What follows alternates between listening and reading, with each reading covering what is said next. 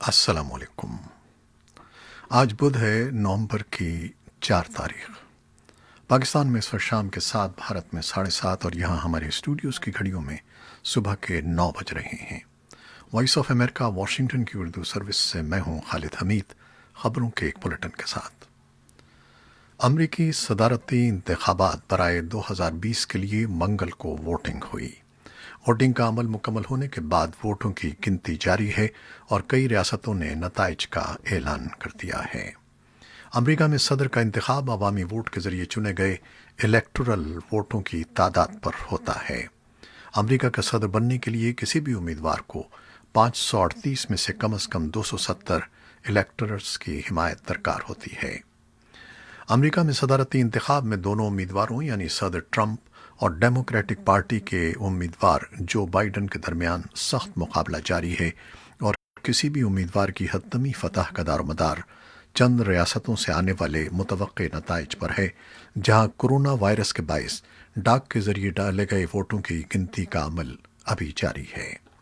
सदर ट्रंप ने आज बुध के रोज़ अलसुबह तकरीर करते हुए कहा कि उनके ख्याल में वो ये इंतखाब जीत चुके हैं और वो डाक के जरिए डाले गए बाकी वोटों की गिनती रुकवाने के लिए सुप्रीम कोर्ट से रुजू करने का इरादा रखते हैं।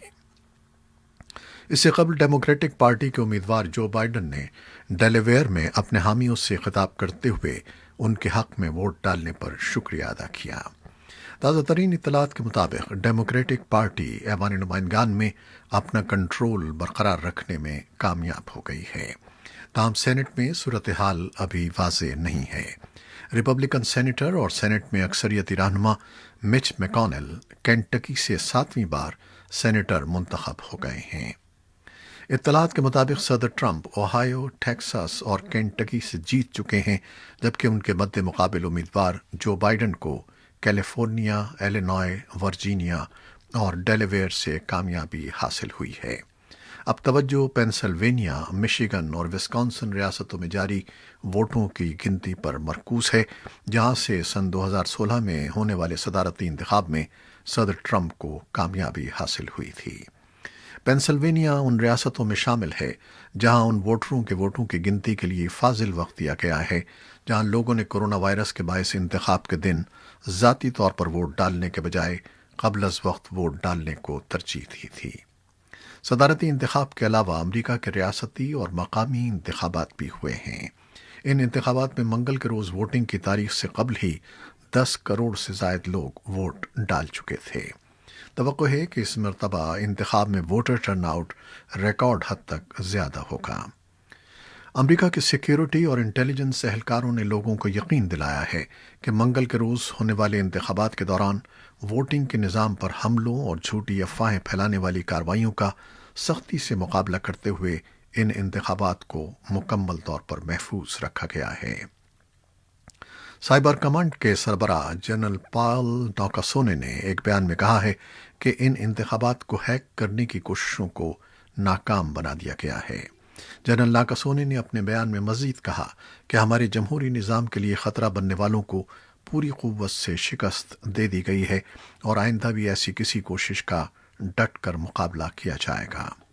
साइबर सिक्योरिटी और इंफ्रास्ट्रक्चर सिक्योरिटी एजेंसी के इलेक्शन सिक्योरिटी एहलकारों ने भी जनरल नाकासोने के बयान की तायीद की है और कहा है कि इंतखाबात में मुदाखलत की कोशिशों को नाकाम बना दिया गया है।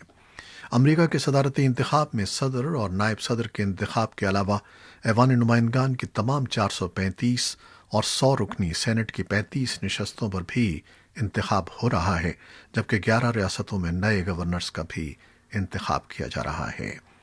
3 नवंबर को अमरीकी वोटर्स सेनेट की 1/3 अराकीन का चुनाव भी कर रहे हैं।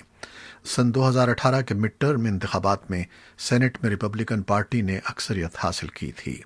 इस वक्त सेनेट में रिपब्लिकन के पास 53 जबकि डेमोक्रेटिक पार्टी की 47 नशस्तें हैं।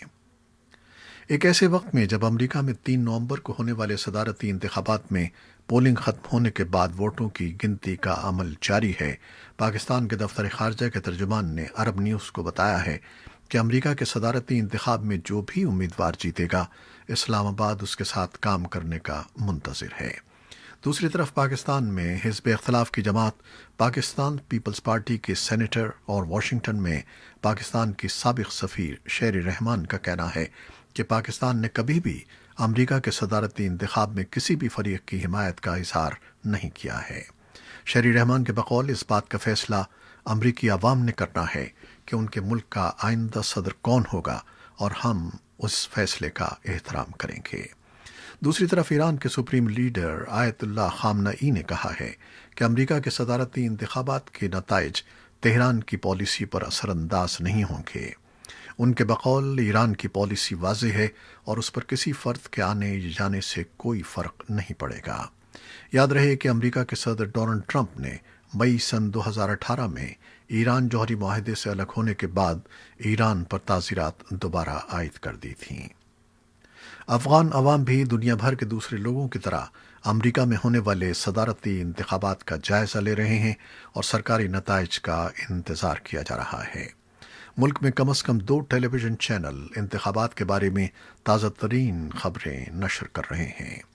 افغان سیاستدان اور تجزیہ کاروں کا کہنا ہے کہ وہ انتخابات کا بغور جائزہ لے رہے ہیں کیونکہ امریکی انتخابات کا افغان امن عمل پر براہ راست اثرات مرتب ہوتے ہیں۔ ایک نئی تشکیل کی گئی جماعت کے لیڈر احمد اللہ علی زئی کا کہنا ہے کہ وہ امریکہ کے منتخب صدر پر زور دیں گے کہ وہ افغانستان میں جنگ کو ختم کرانے کے لیے امن مذاکرات کو سنجیدگی سے لیں۔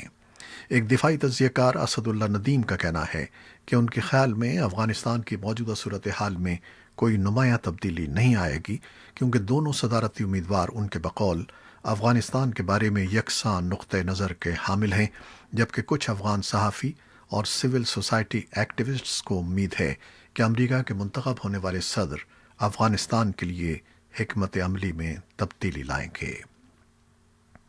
پاکستان میں معروف صنعت کاروں نے وزیر اعظم عمران خان کی جانب سے صنعتوں کے لیے سستی بجلی فراہم کرنے کے اعلان پر ملے جلے رد عمل کا اظہار کیا ہے اور کہا ہے کہ کورونا کی عالمی وبا کے باعث صنعتوں کو جن مشکلات کا سامنا کرنا پڑا ہے اس میں یہ پیکج ہوا کا جھونکا تو ہے، لیکن حکومتی سطح پر اعلانات پر عمل درآمد سوالیہ نشان ہے۔ وفاقی حکومت کا موقف ہے کہ صنعتوں کو 24 گھنٹے آف پیک آورز بجلی فراہم کی جائے گی۔ پوری دنیا کساد بازاری سے گزر رہی ہے لیکن پاکستان صنعتی ترقی کی طرف گامزن ہے۔ آسٹریا میں حکام ویانا میں پیر کے روز کیے جانے والے حملے کے بعد اس بات کی چھان بین کر رہے ہیں کہ آیا اس حملے میں 1 سے زیادہ حملہ آور تو ملوث نہیں تھے۔ دہشت گردی کی اس کارروائی میں 4 افراد ہلاک اور متعدد زخمی ہو گئے تھے۔ یورپ میں حالیہ دنوں میں کیے گئے دہشت گرد حملوں میں یہ تازہ ترین کارروائی تھی۔ اور اب کرونا وائرس کی صورتحال۔ پاکستان میں گزشتہ 24 گھنٹوں کے دوران کرونا وائرس سے مزید 14 اموات ہوئی ہیں۔ پاکستان میں اب تک 3,36,000 سے زیادہ کیسز رپورٹ ہو چکے ہیں۔ دنیا بھر میں عالمی وبا سے ہلاک ہونے والے افراد کی تعداد 12 لاکھ سے تجاوز کر گئی ہے۔ یورپ میں گزشتہ 5 ہفتوں کے دوران کیسز کی تعداد میں دوگنا اضافہ ہوا ہے۔ صرف امریکہ میں 2,30,000 سے زیادہ اموات ہو چکی ہیں۔ کورونا سے متاثرہ ملکوں کی فہرست میں امریکہ پہلے، بھارت دوسرے اور برازیل تیسرے نمبر پر ہے۔ یورپ میں گزشتہ 5 ہفتوں کے دوران کورونا کیسز میں دوگنا اضافہ ریکارڈ کیا گیا ہے، جس کے بعد وہاں کیسز کی مجموعی تعداد 1 کروڑ سے تجاوز کر گئی ہے۔ خبر رساں ادارے رائٹرز کے اعداد و شمار کے مطابق یورپ میں تقریباً 9 ماہ کے دوران 50 لاکھ کیسز ریکارڈ کیے گئے ہیں، جبکہ گزشتہ 1 ماہ میں مزید 50 لاکھ کیسز سامنے آئے ہیں۔ رائٹرز کے اعداد و شمار کے مطابق ایک ہفتے کے دوران یورپ میں 16 لاکھ سے زیادہ کیسز اور 16,100 سے زیادہ اموات رپورٹ ہوئی ہیں۔ یورپ میں رپورٹ ہونے والے کیسز دنیا بھر میں رپورٹ ہونے والے کیسز کا 22% بنتے ہیں۔ وبائی مرض سے دنیا بھر میں تقریباً 12 لاکھ افراد ہلاک ہو چکے ہیں، جس میں صرف یورپ میں اب تک 2,69,000 سے زیادہ اموات ہو چکی ہیں۔ کیسز میں مسلسل اضافے کے بعد فرانس، جرمنی اور برطانیہ نے ملک بھر میں 1 ماہ کے لیے لاک ڈاؤن کا اعلان کر دیا ہے، جبکہ پرتگال نے جزوی لاک ڈاؤن اور اسپین اور اٹلی نے پابندیوں میں مزید سختی کر دی ہے۔ ممبئی پولیس نے ایک سینئر صحافی اور ریپبلکن ٹی وی کے ایڈیٹر انچارج ارنب گوسوامی کو سن 2018 کے ایک خودکشی کے معاملے میں بدھ کی صبح کو ان کے گھر سے گرفتار کر لیا ہے۔ ان پر ایک 53 سالہ انٹیریئر ڈیزائنر اور اس کی ماں کو خودکشی کے لیے اکسانے کا الزام ہے۔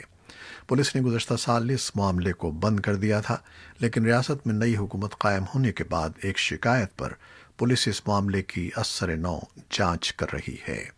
مرکزی حکومت کے متعدد وزراء اور بھارتیہ جنتا پارٹی کے رہنماؤں نے گرفتاری کی مذمت کی ہے اور اسے پریس کی آزادی پر حملہ قرار دیا ہے، جبکہ تجزیہ کاروں کے مطابق یہ پریس کی آزادی کا نہیں بلکہ ایک قانونی معاملہ ہے۔